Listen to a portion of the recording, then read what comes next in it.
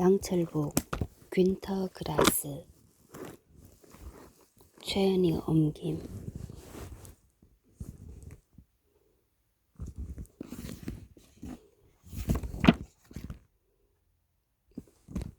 귄터 그라스의 양철북은 독일 전후문학을 대표하는 소설이다. 주인공 오스칼은 3살 때 어른들의 세계로 대표되는 기존 체제에 대한 반항과 겁으로 지하실에 떨어져 스스로 성장을 멈추게 한다. 그리고 양철북을 두드리면서 괴성을 지르면 유리창이 깨어지는 초능력으로 그의 반항의식을 드러낸다. 그 뒤 나치스 독재 정권의 지배, 2차 세계대전의 발발로 여러 직업을 거치면서 떠돌아다니다가 독일의 패배와 아버지의 죽음을 계기로 다시 성장을 시작하며 새로운 생활을 시작한다. 그러나 살인사건에 관련되어 미쳐서 정신병원에 입원하고 만다.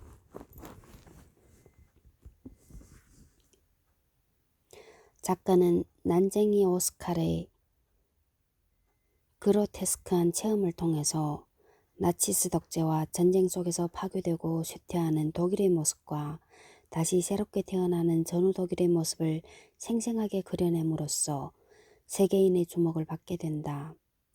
반어적인 보고체, 일상적인 구어체, 사투리 등을 적절히 사용하여 정치 감각이 계류된 독일 소시민의 사고방식과 그들의 유형을 드러내고 바로 이러한 것들이 독재 정권을 가능하게 했음을 보여준다. 이 소설은 노벨 문학상을 수상하고 슐렌도르프 감독 영화로 만들어져 칸 국제영화제 그랑프리 미국 아카데미상을 받았다. 584페이지 9월 22일 날 14번째 녹음하고 오늘은 15번째 10월 13일 584페이지 내가 콘크리트에서 뛰어내렸을 때 랑케스는 화가의 눈을 뜨고 말했다. 이건 재미있는 그림이 되겠어. 밀물에 떠오른 수녀들 아니면 밀물대의 수녀들. 어처구니 없는 사나이군. 나는 소리 질렀다. 그네가 물에 빠지면 어쩔 건가? 랑케스는 눈을 감았다. 그때는 그림 제목이 물에 빠진 수녀들이 되지. 그렇다면 그네가 돌아와 자네 발밑에 쓰러지면? 눈을 뜬 채 화가는 판단을 내렸다. 그렇게 되면 그네와 그 그림을 쓰러진 수녀라고 부르면 되겠지. 그에게는 모든 일이 저것이냐 이것이냐였다. 머리냐 꼬리냐 물에 빠지느냐 쓰러지느냐였다. 그는 내게서 담배를 빼앗고 중위를 모래 언덕 저쪽에 던졌으며 내 생선을 먹고 본디 천국의 사람이어야 할 아이에게 우리 벙커 안을 보였으며 그네가 바다로 헤엄쳐 나가고 있는 동안에 뼈가 툭툭 붉어진 큼직한 발로 공중에 그림을 그려 금방 화면의 형태를 정해서 제목까지 붙였다. 밀물에 떠오른 수녀들, 밀물대의 수녀들, 물에 빠진 수녀, 쓰러진 수녀, 25,000의 수녀들, 가로형 화면은 트라팔가르 언덕의 수녀들, 세로형 수녀들, 넬슨경을 무찌르다, 앞바람을 안고 있는 수녀들, 순풍을 타는 수녀들, 바람을 안고 지그재그로 나아가는 수녀들, 검은 물감을 흠뻑 사용하고 얼음을 배경으로 칙칙한 흰 물감과 푸른 물감을 둔 그림은 침공 또는 신비롭고 야만적인 권태, 옛 전쟁 때 그의 콘크리트 예술의 주제이다. 이러한 세로형과 가로형의 그림은 모조리 우리가 라인란트에 돌아온 뒤 화가 랑케스가 그린 것들이다. 수녀 시리즈를 완성해서 수녀화의 열심인 미술품 상인을 찾아내 43점의 수녀화를 전시하여 17점을 수집가와 사업가와 미술관과 미국인에게까지 팔았고 비평가에게 랑케스를 피카소와 비교할 기회를 주었다. 그 성공은 무언중에 나를 설득해서 콘서트 매니저 되슈 박사의 명함을 찾아낼 마음을 갖게 했다. 왜냐하면 그의 예술뿐만 아니라 나의 예술 또한 빵을 열망하고 있었기 때문이다. 전쟁 전과 전쟁 동안 3살짜리 양철북 고수 오스카가 겪은 수많은 체험을 전쟁이 끝난 지금 양철북에 의해서 땡그랑 소리가 나는 순금으로 바꿀 필요가 있었던 것이다. 585페이지 넷째 손가락. 몇 개 남았지? 이제 3개 남았다. 보자. 그 다음에 마지막 전차 또는 보존병 숭배 598페이지. 그 다음에 30세 616페이지. 그 다음에는 해설 630, 퀸터그라스 연보 641. 끝끝내 다 읽어가네. 585페이지 넷째 손가락. 이봐요. 차에 들러가 말했다. 당신들 이제 일할 생각 없어요?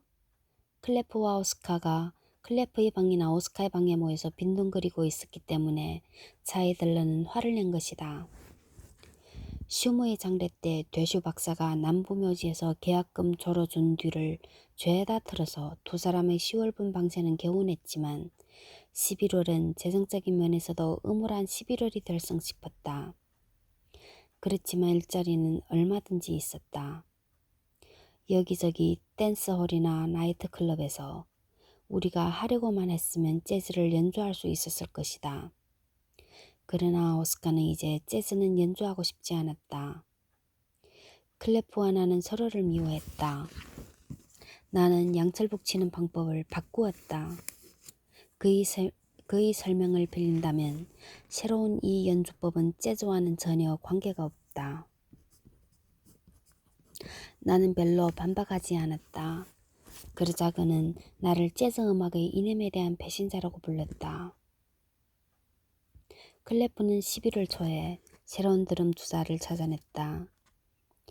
일각수의 보비니까 실력은 확실했다. 그와 짝을 짓자 구시가의 가게와 계약도 맺게 되었고 그 뒤로 우리는 다시 친구처럼 서로 이야기를 나누게 되었다. 하긴 클레프는 이 무렵부터 이미 독일 공산당에 빠져 깊이 생각하기 시작했지만 아니 말로 떠벌리기 시작했다고 말하는 편이 옳을 것이다. 내 앞에 열려있는 것은 이제 되슈 박사의 콘서트 중개소 문뿐이었다. 마리아한테는 돌아갈 수도 없었거니와 돌아갈 마음도 없었다. 그녀의 숭배자 슈텐첼이 아내와 이혼하고 마리아를 마리아 슈텐첼로 만들려 하고 있었기 때문에 더욱 그랬다. 나는 이따금 비트그리 코르네프 작업장에서 묘비명을 새기기도 했고 때로는 미술대학에 가서 열정적인 예술사도들의 손으로 시커멓게 초상화되기도 했으며 정말 가끔 아무런 딴 마음 없이 뮤즈 울라를 찾아가기도 했다. 그녀는 우리가 대서양연안 여행에서 돌아온 직후에 화가 랑케스와의 약혼을 취소해야만 했다. 왜냐하면 랑케스는 이제 값비싼 수녀화만을 그리는 데다가 뮤즈 울라를 때리는 일조차 그만두었기 때문이다. 그러나 되슈 박사의 명함은 주제넘게도 욕조 옆 내 테이블 위에 조용히 자리 잡고 있었다. 나는 되슈 박사와 관계를 맺고 싶지 않았기 때문에 어느 날 그 명함을 찢어버렸는데 정말 놀랍게도 나는 그 콘서트 중개소의 전화번호뿐만이 아니라 정확한 주소까지도 시를 암송하듯 외울 수 있다는 사실을 확인해야만 했다. 사흘 동안 전화번호가 자꾸 머릿속에 떠오르는 바람에 귀찮아서 잠을 잘 수가 없었다.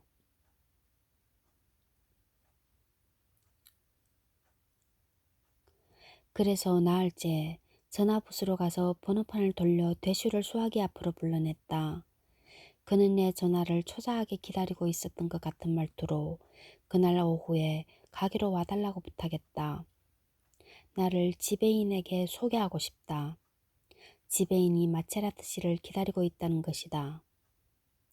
콘서트 중개소 베스트는 신축 빌딩 9층에 있었다. 나는 승강기에 타기 전에 스스로에게 물어보았다. 이 중개소의 이름 뒤에 불길한 정치성이 숨어 있는 건 아닌가 하고, 콘서트 중개소 베스트가 있으면 이와 같이 생긴 빌딩에 반드시 중개소 워스트도 있으며 틀림없다. 여간 좋은 이름을 고른 게 아니다. 왜냐하면 나도 곧 중개소 베스트에 우선권을 주었으며 9층에서 승강기를 내렸을 때도 자신이 지금 올바른 중개소를 찾아가는 길이라는 기쁨을 느꼈을 정도니까. 쫙 깔려있는 용단, 많은 노쇠, 간접 조명, 방마다 돼 있는 방음장치, 조화가 이루어진 칸막이, 다리가 긴 여비서들이 옷 스치는 소리를 내면서 지배인의 담배 냄새를 풍기며 내 앞을 지나갔다. 나는 자칫 중개소 베스트의 사무실에서 다름질쳐 나올 뻔했다. 되슈 박사는 팔을 벌려 나를 맞이했다. 그러나 정말로 끌어안진 않았기 때문에 오스카는 안심했다. 녹색 스웨터를 입은 처녀가 치고 있던 타자기는 내가 방에 들어선 순간 침묵을 지키다가 곧 나 때문에 뒤진 부분을 회복했다. 되슈는 나를 지배인에게 안내했다. 오스카는 붉은 안락 의자의 왼쪽 앞 6분의 1쯤 되는 자리를 차지했다. 쌍여다지가 열리고 타자기가 다시 숨을 죽였다. 나는 빨려 들어가듯 쿠션에서 몸을 뗐다. 문들이 내 뒤에서 닫혔다. 용단은 밝은 홀을 지나서 쭉 깔려 있었다. 그 용단이 나를 데리고 가서는 마침내 철제 가구가 있는 곳에 닿았다. 그 가구는 지금 오스카가 지배인의 책상 앞에 서 있음을 가르쳐 주었다. 꽤 묵직해 보이는 책상이었다. 나는 푸른 눈을 들어 끝없이 텅 빈 뜻깔나무 책상 표면 건너편에서 지배인의 모습을 찾았다. 그리고 치과 의사의 의자처럼 위아래로 높이가 조절되고 왼쪽, 오른쪽으로 돌아가는 자유로운 휠체어에서 지금은 눈과 손가락으로 살고 있는 내 친구이며 스승인 불구자 베브레의 모습을 발견했다. 그렇다. 그의 목소리도 여전히 그대로였다. 그 목소리가 베브라의 입을 통해서 말했다. 또 만나게 됐군. 마체라트지. 몇 해 전 당신이 3살짜리 아이로서 이 세계를 마주보려 했을 때 내가 말하지 않았던가? 우리 같은 자들은 단결해야만 한다고 말이야. 그렇지만 유감스러워. 당신은 몸을 심하게 바꿔버렸군. 완전히 소용없게 되지 않았나? 그 무렵에는 분명히 꼭 94cm였지? 나는 고개를 끄덕였다. 그의 울음을 터뜨릴 뻔했다. 스승의 휠체어는 전기모터로 움직이기 때문에 언제나 같은 울음소리를 내고 있었는데 그 뒷벽에 방을 장식하는 유일한 그림으로 바로크식 액자에 둘러싸인 위대한 라구나, 나의 로스피타의 반신상이 실물 크기로 걸려 있었다. 내 눈길을 더듬지 않고도 목표를 알아차린 베브라는 그의 입을 움직이지 않고 말했다. 아, 그래. 착한 로스피타야. 그녀에게 새로운 오스카가 마음에 들까? 아마도 아닐 거야. 그녀가 관심을 가졌던 사람은 다른 오스카니까. 볼살이 토실토실한 3살짜리 아이이자 사랑에 열올리는 오스카 말이야. 그녀는 그를 사랑했었지. 이건 그녀가 나한테 고백, 아니 선언한 사실이야. 그러나 그는 어느 날 그녀에게 커피를 가져다 주려고 하질 않았어. 그래서 그녀는 직접 커피를 가지러 가서 그 때문에 목숨을 잃은 거야. 내가 알고 있는 바로도 볼살이 찐 오스카가 저지른 살인은 네가 하나만이 아니야. 자기의 불쌍한 어머니를 북으로 매울 속에 인도한 것도 자네가 아니었던가? 나는 수긍을 했다. 그리고 다행스럽게도 울 수가 있었고 눈물이 괸 눈을 로스피타에게 고정하고 있었다. 이때 베브라는 재빨리 다음 타격을 가하려고 태세를 취했다. 그리고 3살짜리 오스카가 수정상의 아버지라고 부르기를 좋아한 우체국직원 얀 프름스키의 경우는 어떠했던가? 오스카는 그를 저들군대의 개한테 맡겨서 그의 가슴에 총을 쏘게 했어. 모습을 바꾸고 등장하신 오스카 마체라트 씨, 당신은 그 3살짜리 양설북 고수의 두 번째 수정상의 아버지인 식료품상 마체라트가 어떻게 되었는지 내게 가르쳐 줄 수 있나? 그때 나는 이 살인도 자백했고 그로써 마체라트의 손에서 내 몸을 해방시켰음을 인정했다. 내 손이 야기한 그의 질식해 죽는 모습을 묘사했으며 더 이상 비겁하게 그 러시아 병사의 자동권총 그늘에 숨지 않고 솔직하게 말했다. 베브라 선생님, 접니다. 해치운 것은 접니다. 그 죽음을 야기한 사람은 접니다. 그 죽음에서도 또한 저는 결백하지 않습니다. 가엾이 여기소서. 베브라는 웃었다.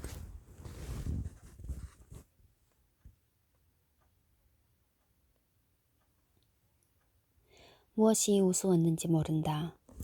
그의 휠체어가 떨리고 얼굴 전체에 가득한 잔주름 위에 덮여있는 난쟁이 백발이 바람에 흩날렸다. 나는 다시 한번 간절히 연민을 빌었다. 그 효과를 익히 알고 있는 내 목소리에 일부러 감미로움을 섞고는 역시 의식적으로 내 아름다운 두 손으로 얼굴을 감싸고 말했다. 가엾이 여기소서, 베브라 선생님, 가엾이 여기소서. 그러자 내 재판관이 되어 그 역을 훌륭하게 연기하고 있던 그는 무릎과 두 손 사이에 가지고 있던 상하백 배전반의 단추를 눌렀다. 내 뒤에 용단이 녹색 스웨터를 입은 아가씨를 데리고 왔다. 그녀는 서류철을 가지고 있었는데 그것을 떡갈나무 책상 위에 펴놓았다. 복잡한 철제 파이프 다리가 붙은 책상은 높이가 나의 쇄골 높이쯤 되었으므로 나는 스웨터를 입은 아가씨가 무엇을 펼쳤는지 확인할 수가 없었다. 그녀는 내게 만년필을 건네주었다. 베브라의 연민을 서명으로 사들일 필요가 있었던 것이다. 그러나 나는 휠체어를 향해서 굳이 질문했다. 매니큐어를 칠한 손톱이 지시하는 곳에 무턱대고 서명한다는 것은 나로서는 할 수가 없는 일이었다. 그건 노동 계약이야. 베브라가 대답했다. 당신의 풀네임이 필요해. 오스카 마체라트라고 적으십시오. 우리의 계약 상대가 누구인지 분명해져야 하니까. 내가 서명한 직후에 전기 모터의 울림소리는 5배로 커졌다. 내가 만년필에서 눈길을 들고 보니 쾌속의 휠체어가 점점 작게 좁혀서 조각나무로 세공한 마루를 넘어 연문으로 사라지는 모습이 보였다. 그런데 많은 사람은 내가 서명한 두 통의 계약서가 내 혼을 매수했던가 아니면 오스카에게 무슨 범죄 행위의 의무를 짊어지었다고 생각할지도 모른다. 그러나 그것은 쓸데없는 걱정이다. 나는 되슈 박사의 도움을 받아 대기실에서 이 계약서를 검토해 보았는데 오스카는 혼자서 부을 들고 청중 앞에 서기만 하면 임무가 끝난다는 사실을 곧바로 쉽게 알아낼 수 있었다. 나는 3살짜리였을 때 했고 얼마 전 슈무의 양파술집에서 다시 한번 했던 것처럼 북을 쳐야만 했다. 콘서트 중개소 측에서 짊어지는 의무는 내 연주 여행 준비를 하고 고수 오스카가 양살북을 가지고 등장하기 전에 먼저 선전의 북을 치는 일이었다. 선전이 이루어지는 동안 나는 콘서트 중개소 베스트에서 받은 두 번째 성급금으로 생활했다. 때때로 나는 빌딩을 방문하여 신문 기자들과 인터뷰를 하기도 하고 사진을 찍기도 했다.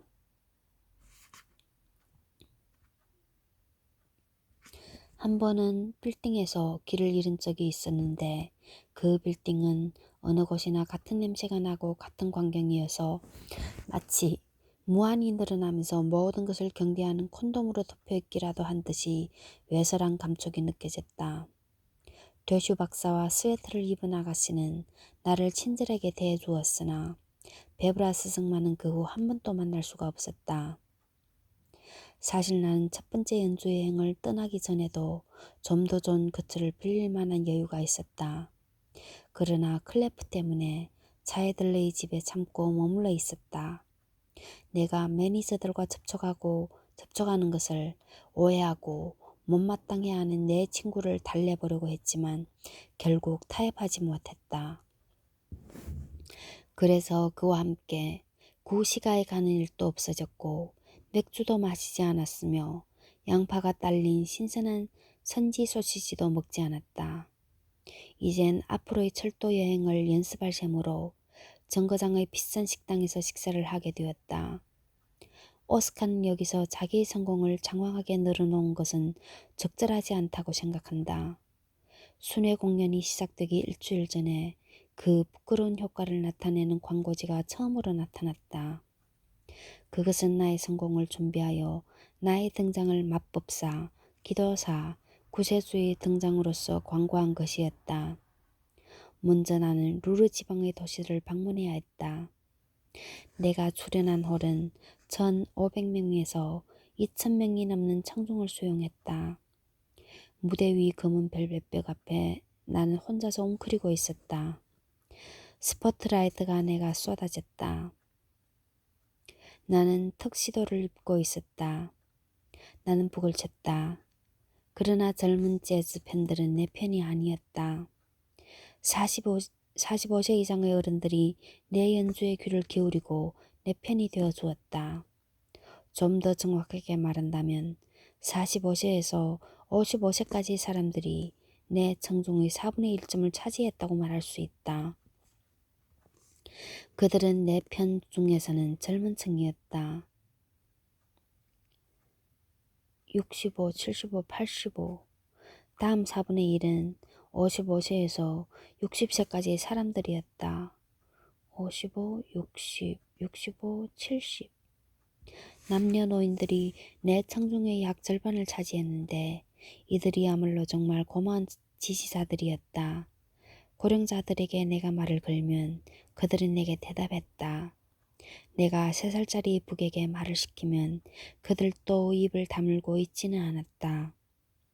오스카가 그들에게 놀라운 라스푸틴의 놀라운 생활 가운데 어떤 이야기를 연주해주면 그들은 기뻐하면서 환성을 올렸다. 물론 노인의 말로서가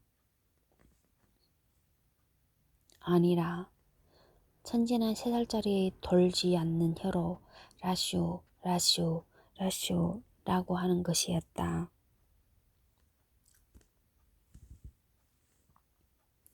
그러나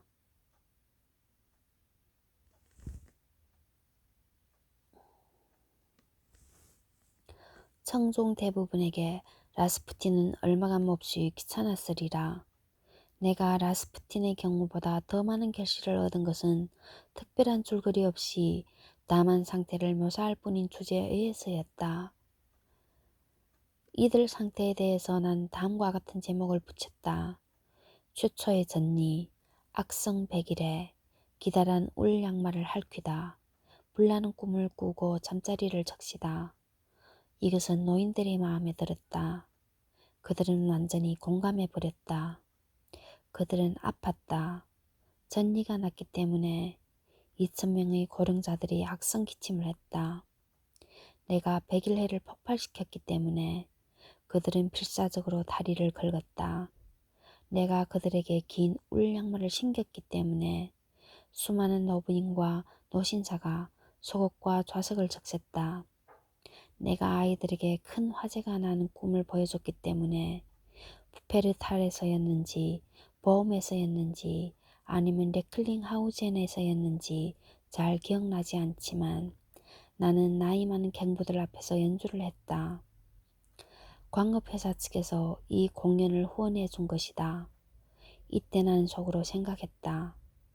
이 늙은 갱부들은 오랫동안 검은 석탄과 접촉했으므로 사소한 검은 놀라움에는 지지 않을 거라고.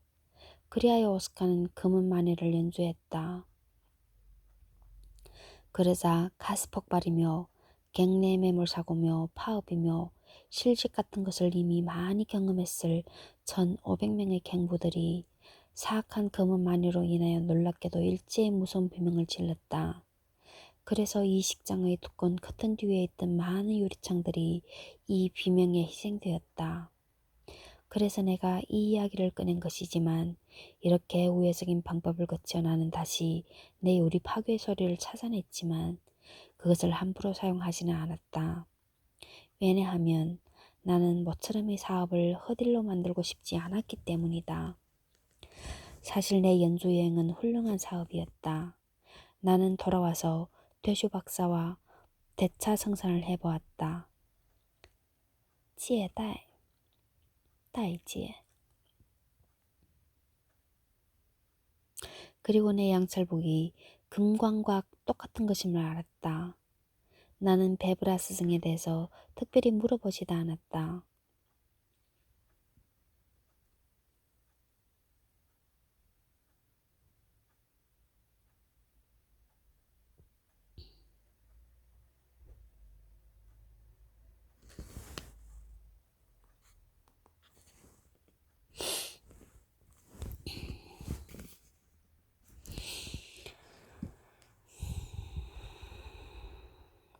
나는 그와 다시 만나기란 기대를 이미 단념하고 있었다. 그런데도 돼지 박사는 내게 알렸다. 베브라가 나를 만나고 싶어 한다고. 스승을 두 번째 방문했을 때는 맨 처음 방문 때와는 조금 상태가 달랐다. 어스카는 이번에 철제기구 앞에 설 필요가 없었다. 그의 지수에 맞춰 만들어 전기장치로 자유롭게 조종할 수 있는 휠체어가 스승의 의자와 마주보고 놓여 있음을 발견했다. 우리는 오랫동안 걸터 앉아서 입을 다문 채 오스카의 부예술에 대한 언론의 보도에 귀를 기울였다. 되슈 박사가 테이프에 담아온 것을 우리 앞에서 틀어준 것이다. 베브라는 만족한 눈치였다. 나한테 언론인들의 평판은 오히려 귀찮은 일이었다. 그들은 나를 숭배하고 내 북이 치료 효과가 있다고 찬양했으며 그 중에서도 기억력 감퇴에 특효가 있다고 했다. 어스카니즘이라는 말이 처음으로 등장하고 마침내 유행어가 될 운명에 놓였다. 그 뒤 스웨터를 입은 아가씨가 내게 차를 내주었다. 스승의 혓바닥 위에 그녀는 작은 아렉 두 개를 올려놓았다. 우리는 이야기를 나누었다. 그는 이제 나를 비난하지 않았다. 여러 해 전에 우리가 카페 사계에서 이야기했을 때와 같은 분위기였다. 다만 로스피타 부인이 없었다. 베브라 스승은 내가 오스카의 과거를 약간 장황하게 서술하는 동안에 잠들어 버렸다. 그래서 나는 처음 15분 동안 내전기 휠체어를 가지고 장난을 했다. 윙윙 소리를 내면서 조각나무 세공을 한 마루 위를 달려 돌아다니기도 하고 좌우로 회전해 보기도 하며 높이 올리기도 하고 낮게 움츠려 보기도 했다. 그리고 죄없는 장난을 얼마든지 생각해낼 수 있을 듯한 이 맞는 각오와 헤어지기가 무척 힘들었다. 내 두 번째 순회 공연은 마침 강림절 시기였다. 나는 강림절에 맞추어 프로그램을 짜서 가톨릭과 개신교 신문으로부터 일제히 칭찬을 받았다. 왜냐하면 나는 돌처럼 단단해 굳어진 늙은 죄수들을 가냘프고 감동적으로 강림절 노래를 부르는 젖먹이로 만든 데 성공했기 때문이다. 예수님, 당신을 위해서 나는 살고 예수님, 당신을 위해서 나는 죽는다고 2,500명의 인간들이 노래했다. 이와 같이 순수한 신앙심을 가졌으리라고는 좀처럼 믿기 어려운 늙은 인간들이. 세 번째 순회 공연은 카니발 시기와 겹쳤기 때문에 이 또한 그것에 따른 프로그램으로 연주했다. 이른바 어린이 카니발 중 그 무엇도 내 공연에서처럼 즐겁고 마음 편하게 거행된 일은 없었을 것이다. 내 곁에 모여든 손이 떨리는 노파들은 모두 우스꽝스러울 만큼 소박한 도둑의 신부들로 탈바꿈했으며 다리가 떨리는 노인들은 모두 마구 쏘아대는 도둑 대장으로 탈바꿈했다. 카니발 이오나는 레코드 회사와의 계약서에 서명했다. 녹음은 방음 장치가 되어 있는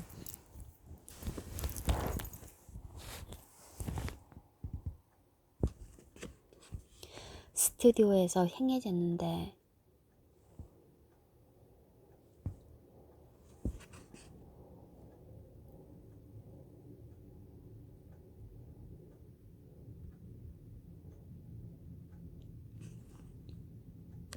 처음에는 살풍경한 분위기 때문에 아무리 해도 잘 되지를 않았다. 생각 끝에 양로원이나 공원 벤치 같은 곳에서 볼 수 있는 노인들의 대형 사진을 스튜디오 벽에 잔뜩 걸도록 하여 비로소 많은 사람이 따뜻한 입김 가운데서 공연할 때와 똑같이 효과적으로 연주할 수가 있었다. 그 레코드들은 날개 돋친 듯이 팔려나갔다. 오스카는 부자가 되었다. 그래서 나는 사이들의 집 욕실을 개조한 초라한 방에서 이사를 했던가. 그러지 않았다. 무엇 때문인가? 친구 클레프 때문에? 그리고 이전에 도로테아 간호사가 호흡하던 우윳빛 유리 달린 빈방 때문에 나는 이사할 마음이 들지 않았다. 그러면 오스카는 그 많은 돈을 어디에 썼는가? 그는 마리아에게 하나의 제안을 했다. 나는 마리아에게 말했다. 만일 당신이 슈텐첼과 인연을 끊고 그와 결혼하지 않을 뿐 아니라 그를 완전히 쫓아낸다면 나는 당신을 위해서 번창하고 있는 최신식 식료품 가게를 사주겠다. 친애하는 마리아, 당신은 틀림없이 장사를 하기 위해서 태어난 것이지 근본도 없는 놈이 슈텐철 씨를 위해서 태어난 것은 아닐 거라고. 마리아를 보는 나의 눈에 착오는 없었다. 그녀는 슈텐철과 헤어져 내 재력으로 프리드리그리 1급 식료품 가게를 세웠다.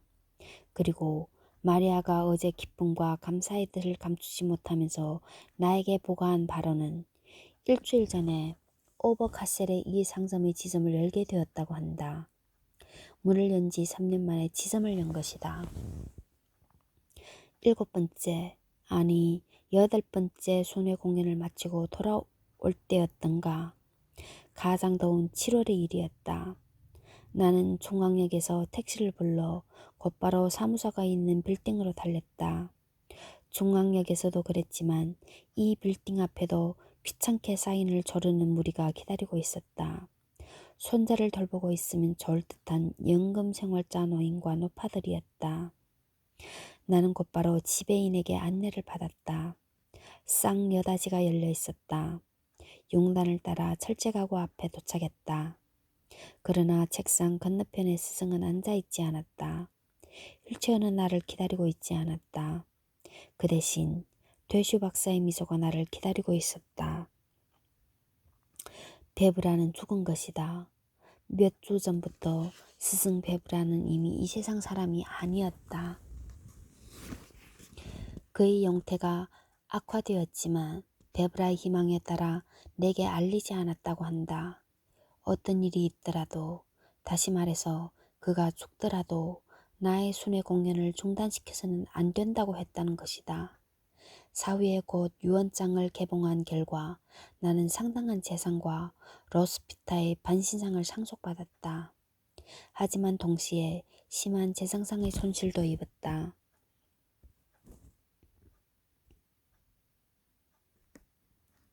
이미 계약했던 남부독일과 스위스에서의 2차례 순회 공연을 취소했기 때문에 계약 위반으로 고소당했던 것이다. 수천 마르크의 유산은 별 문제로 하고 베브라의 죽음은 나에게 충격을 주어 그것이 언제까지나 꼬리를 물었다. 나는 양철북을 걷어치우고 거의 외출도 하지 않게 되었다. 게다가 친구인 클레프가 그 무렵 결혼을 했다.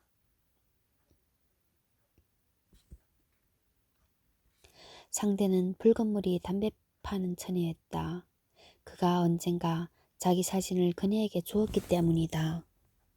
나는 시계도 초대되지 않았는데 결혼 직전에 그는 방을 해약하고 수도권으로 이사했으므로 어스카는 차이들러 집에 남아있는 단 한 사람의 하숙인이 되어버렸다. 나와 고슴도치의 관계는 조금 달라졌다. 거의 모든 신문이 내 이름을 모리기사로 인쇄하게 된 뒤부터 그는 나한테 경의를 표했고 나에게 상당한 금액을 받고 도르테아 간호사의 빈방 열쇠를 주기까지 했다. 그러나 나중에 결국 나는 그 방을 빌렸다. 다른 사람이 빌리면 곤란했기 때문이다. 이리하여 나의 비애에 일종의 코스가 생겼다. 나는 양쪽 방문을 열고 내 방 목욕통에서 출발해 복도의 하자용단을 지나서 도르티아의 작은 방으로 들어가 그곳에서 빈 양복장 속을 응시하고 화장대 거울에서 비웃음을 사고 이불보를 깔지 않은 묵직한 침대 앞에서 절망하고는 복도로 탈출하여 야자섬유가 무서워서 내 방으로 도망쳐 들어왔다. 그리고 그곳에서도 안절부절 못하는 것이었다. 마주렌에서 부동산을 잃어버린 수완 좋은 동프로이센 사람이 율리 거리 근처에 가게를 하나 냈다. 그 이름은 간단하고 알기도 쉽게 개 대여점이었는데 고독한 인간들을 고객으로 계산해 넣었던 게 틀림없다. 이 가게에서 난 룩스를 빌렸다. 억세 보이고 약간 살이 찐 편이며 검은 빛이 나는 로트와일러였다. 이 개와 함께 난 산책을 나갔다. 차이들레이 집에서 내 목욕통과 도르테아 간호사의 빈 양복장 사이를 왔다 갔다 하는 것보다는 그게 낫겠다 싶어서.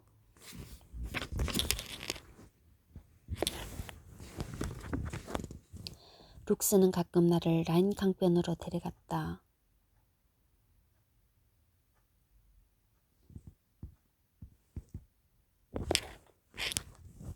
그곳에서 그는 배를 보고 지저댔다. 룩스는 곧잘 나를 라트에 있는 그라펜베르크 숲으로 데리고 갔다. 그곳에서 그는 연인들을 보고 치설했다. 1951년 7월 말에 룩스는 나를 게레스하임으로 데려갔다. 듀셀도르프시의 교회이다.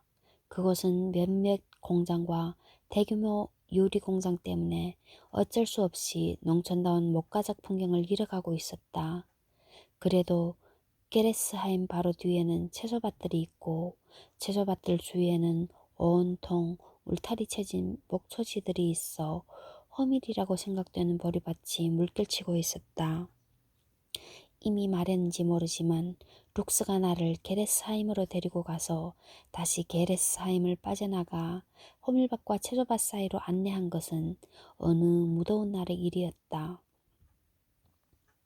교회의 집들을 다 지나온 뒤에 비로소 난 룩스를 줄에서 풀어주었다.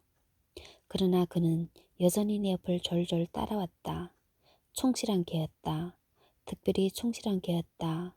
개 대여점의 개인 만큼 많은 주인에게 충성을 바쳐야만 하기 때문이리라. 다른 말로 표현하면 이 로트와일러 룩스는 내게 복종했다. 닥스훈트 따위와는 딴판이었다. 나는 이 개의 순종하는 정도가 지나치다고 생각했다.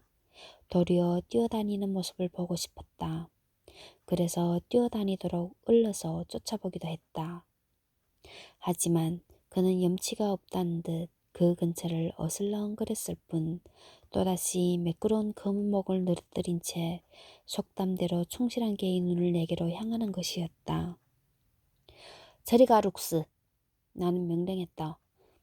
저리 가. 룩스는 몇 번인가 이 요구에 따랐지만 금세 또 돌아왔다. 그래서 그가 밭속으로 사라져 꽤 오랫동안이나 돌아오지 않았을 때 나는 유쾌한 충격을 받았다. 그곳은 호밀밭이어서 바람 사이사이로 보리기삭이 물결치고 있었다. 아니, 바람 사이사이라니. 그날은 바람이 없고 여우라도 내릴 듯한 무더운 날이었다. 룩스가 토끼라도 쫓는 모양이라고 나는 생각했다. 아니면 그도 혼자 있으면서 개로 되돌아가고 싶다고 잠시 생각했는지도 모른다. 마치 오스카가 개와 떨어져서 잠시나마 인간으로 돌아가고